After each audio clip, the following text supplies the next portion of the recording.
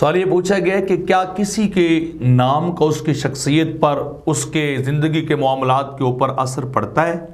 کیا نام کی میننگ اثر انداز ہوتے ہیں یا نہیں ہوتے؟ تو اس کا جواب یہ کہ حدیث پاک کے اندر آتا ہے کہ انسان کو خوبصورت اپنی اولاد کے نام رکھنے چاہیے، بہتر نام رکھنے چاہیے، اور کوئی ایسا نام نہیں رکھنا چاہیے جس کا معنی غلط ہو، بدشگونی ہو، یا اللہ کی نافرمانی کی طرف وہ مانا جانے والا ہو۔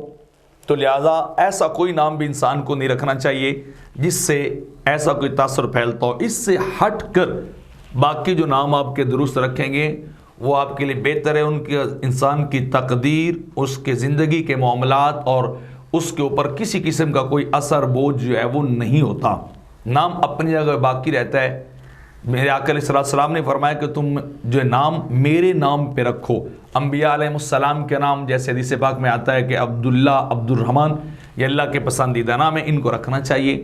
تو لہٰذا اچھے نام رکھنے چاہیے، لیکن یہ بدگمانی کرنا کہ وہ زندگی کے معاملات پہ اثر انداز ہو گئے، یہ ایک صرف جاہلانہ بات ہے، کسی قسم کا اس کے اندر کوئی نہیں۔ ایک حدیث پاک میں آتا ہے کہ ایک صحابی ہے، ان کے دادا جی سرکار کی بارگاہ میں آئے تو انہوں نے کہا کہ تمہارا نام کیا؟ انہوں نے کہا جی میرا نام حزن ہے۔ تو فرمایا تو حزن نہیں ہے بلکہ سرکار نے فرمایا تم سہل ہو۔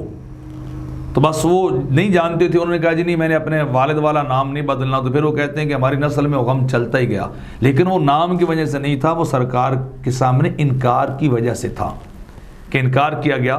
تو لہٰذا نام انسان کی زندگی کے اوپر کوئی اثر نہیں ڈالتے، بشرطے کہ وہ نام اللہ کی نافرمانی پر مشتمل نہ ہو، غلط مفہوم پر مشتمل نہ ہو، تو پھر اس نام کا کوئی حرج ہے وہ نہیں ہوتا۔